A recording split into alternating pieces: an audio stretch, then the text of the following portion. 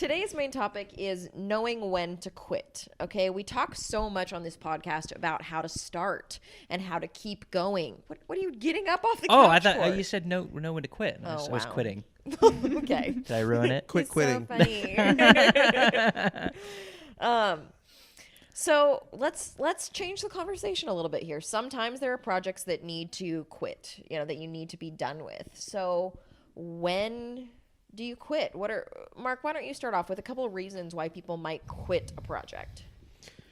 Well, so when I look at this topic, and I think a lot of people say, well, I never quit, right? And what they're really getting at is they don't want to be a quitter. They don't want to give up. They don't want to have that mindset. The truth is, to move ahead, you have to know when to quit. And at least that's how I believe. And knowing when to quit has a lot to do with when you're wasting time, when you're spinning your wheels, and versus when am I doing something that might not pan out the way I want to, but I can still use this to benefit, right? So a lot of times you need to go through some things that aren't really going to have necessarily the fruit that you want them to have, but they're going to have a different type of a yield. So they're going to put you in position for something better, right? Does that make any sense? I think... I always wonder how I can ask questions to get you to actually answer them. What are a few things that would be reasons to quit? Really? Well, I was setting it up. Okay. I wasn't done. I'll get back on the train. I'll tell you what I'm not even going to answer your question now. He's not. I'm just gonna go straight into now coming it's a back at me. defiance thing. Now he's just not going to. I'd do the same thing. These are not reasons to quit because you're tired, because you don't think you have enough resources, because you don't think you have enough time. Those are not good reasons to quit. A good reason to quit is if it's actually costing you something greater, right? So like if the time that you would be spending doing this, saying yes to this means you have to say no to something better or something greater. And the reverse is also true. If I say no to this, I protect my no, then I can say yes to the thing that really matters. So that's how I think about when I should quit something. Is this going to work? And you guys see me do this in the office sometimes with some things that we're trying. I say we're experimenting. We're going to see if this works. And if it doesn't, we'll bail and we'll go do something else, right? Sometimes you just have to do that. And I think the problem that I've faced most often is for people saying, no, it's just beneath me to quit. And that mindset is not always healthy. Sometimes you have to quit to take advantage of the opportunity that is the most significant for you. Yeah, nobody wants to be known as being a quitter, but honestly, sometimes it's healthy and it shows more self-respect than people realize. And I mean, I guess we kind of have to define it because we can have so many conversations within the idea of quitting. I listened to a bunch of content from Glennon Doyle, and she says, I quit every day. Every single day I quit. I get up and I put every bit of effort I have into stuff, and then I quit. And I don't care for, X number of hours, because if I don't quit every single day, then I'm burnt out in very little amount of time. Very true. So there are times when quitting things, even if it's for a small amount of time, is beneficial. Stopping and quitting. I see that as stopping. Okay, that makes sense. Quitting is like, I'm done. But that's just the way I think about it. Maybe I need to think about it differently. Because some of the notes that I have that I'm thinking of is like, what's the difference between quitting and refining, right? Because I know in my business model, I had started with offering this wide breadth of services, and I've quit doing 75% of what I originally was doing because I've refined and refined and refined down to something that fits better, that, we produce better. So does that count as quitting? I feel like that's part of the quitting process. Like the intentional quitting process is looking and analyzing what are we good at? What do we want to keep doing? What do we want to stop doing? What do we want to start doing? I see that as finishing.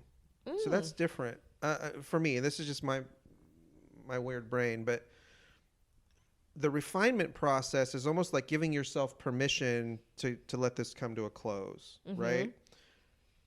That doesn't resonate with me as quitting. Quitting is like, this is not done, I'm done. right? Like that's how I think about the word quit.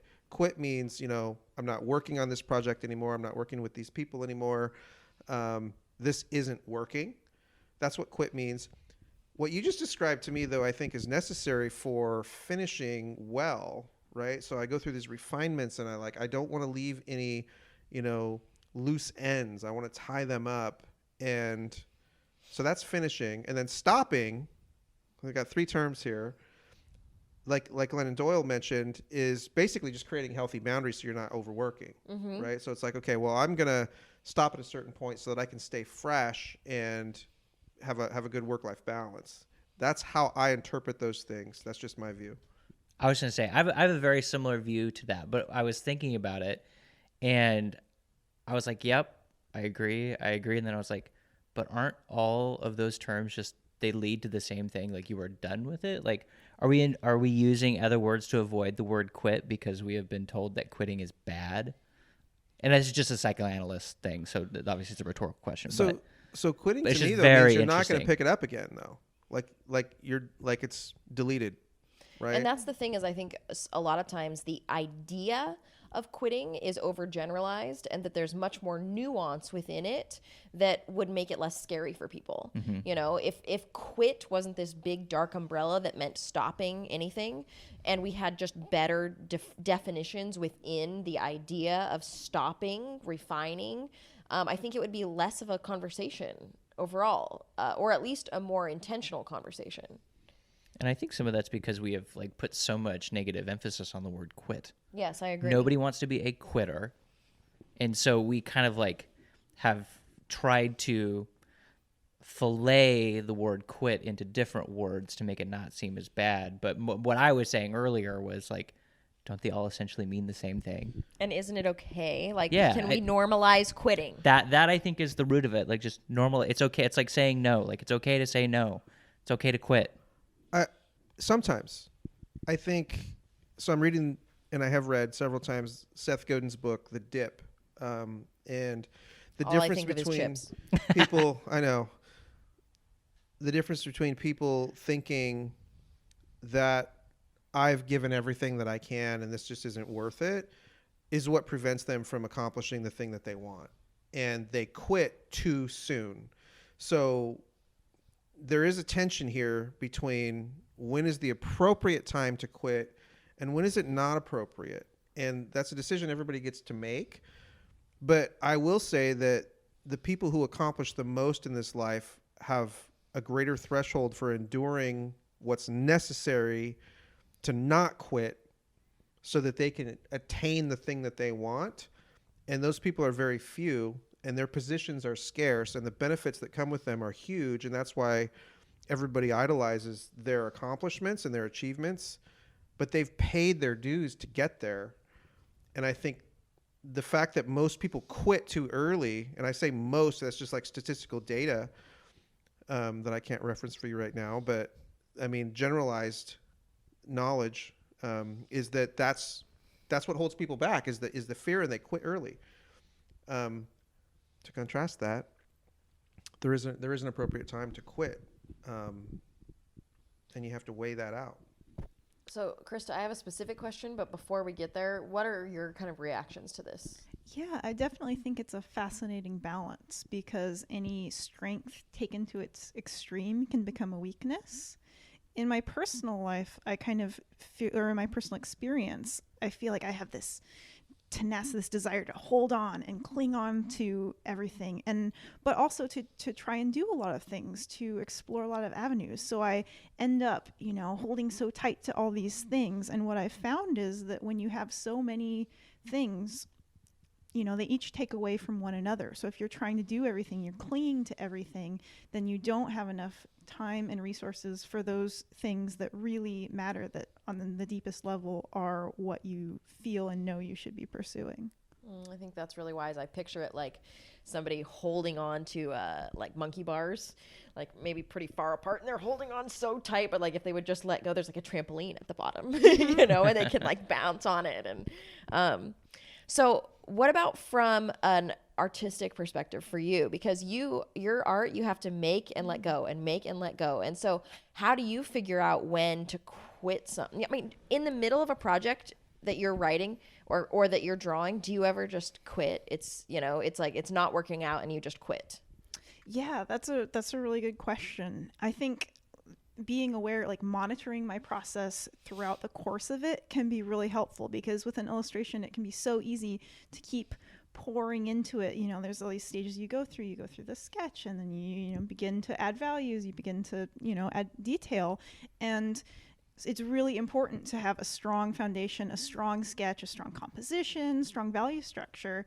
And at a certain point, if you go too far, then all the added work you're doing isn't making it better. Sometimes if you can identify that there's a problem early and quit and maybe start a new drawing, a new sketch, and fix those problems, then you're going to have a much faster and better result.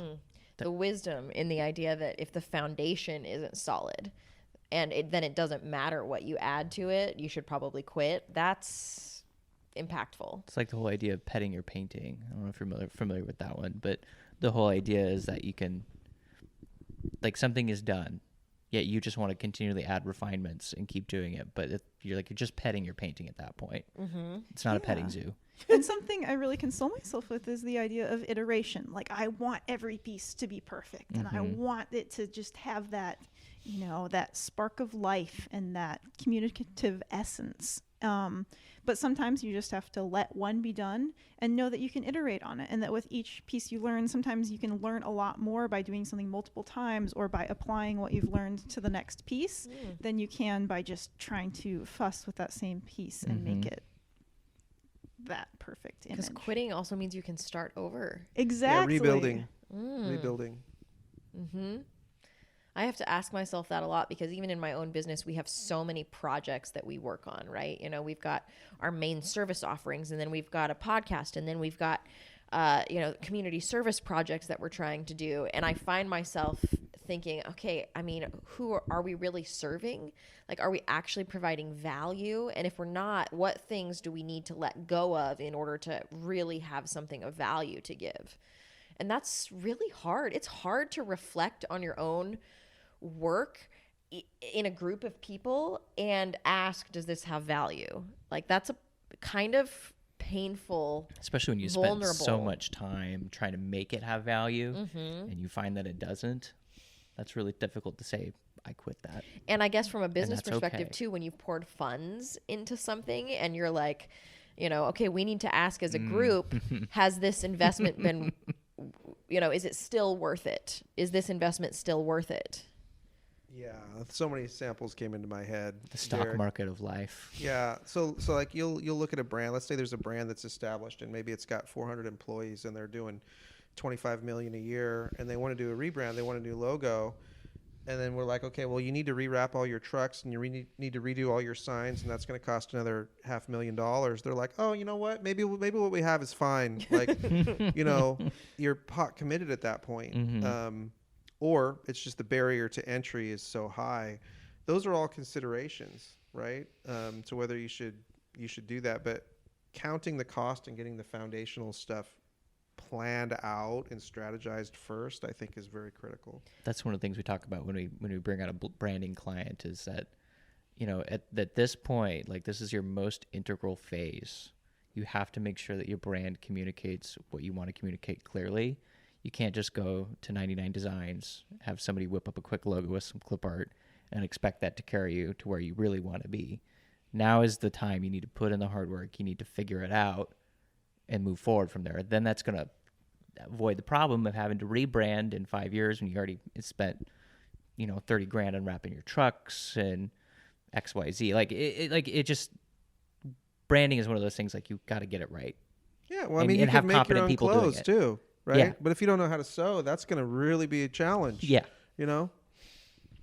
I think about one of the things that people might want to take into consideration when they're deciding to quit something or not is that I'm not sure that's a decision that you make all by yourself. Sometimes in our own minds and our own heads and our own hearts, we're clouded and we're too close to things to be able to make that decision without outside input.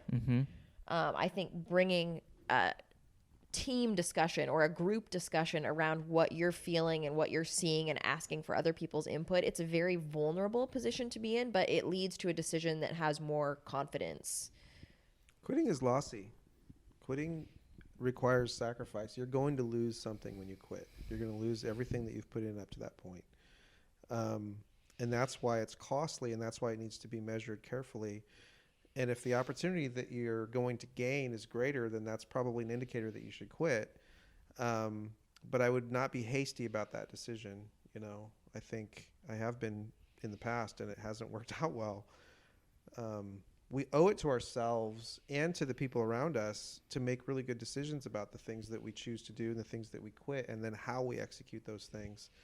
And what I have noticed in my life is the people who pour the most extra effort, extra mile type mentality into what they're doing are the ones that have the highest yield. The ones that, like, hey, the client's only paying for this, so we're not going to do the other stuff. That's really hard. You know, like if you say, well, the client's paying for this, but this is who we are, and so we're going to give them this extra thing because that's what the brand needs. That's where we win. And then the client can feel that. And then the client goes and refers you to 40 more people. And you have, you know, well, like there's a yield beyond what you're thinking. Even if the client doesn't like it, like you can feel good from a design perspective as an agency that you did what was right, and you can rest easy knowing you did that. Like you did what was right, and it doesn't really matter at that point whether we'll just tell them they're uneducated. Yeah. Yeah, no, exactly. Fool.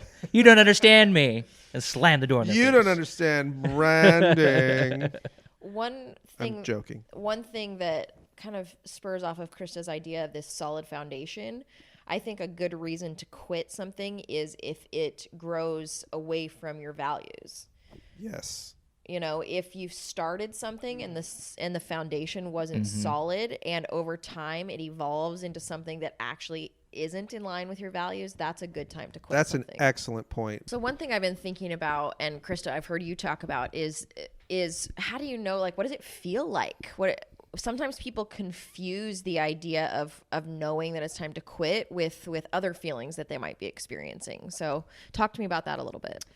I think a lot of times we do know, but we don't want to know. Like we can sense when it is time to quit or when it is not time to quit, but we just don't want to listen to it. Like sometimes we have poured so much of ourselves into something. We've given our time, our energy, our heart and soul to something, and you don't want to let it go. You want to see that be successful, but you can feel that is not the case. And so there's this kind of like this element of denial, like you're just trying to make it work. And so, but then there's other times, and so in that case, that would be a time to quit. But then there's other times when, if you listen to that inner feeling, it is fear that's telling you it's time to quit. Or perhaps it's other people who are telling you that it is time to quit or that it's not worthwhile, but you can just feel in your gut that this is something that you have to do, you were made to do. It provides value and meaning to yourself and others, and you just know. Yeah. Something's hitting me now. It's the blood sugar. That's for you, Justin. Spike in the audio there. That one's for you. He's like has his headphones on. He's like...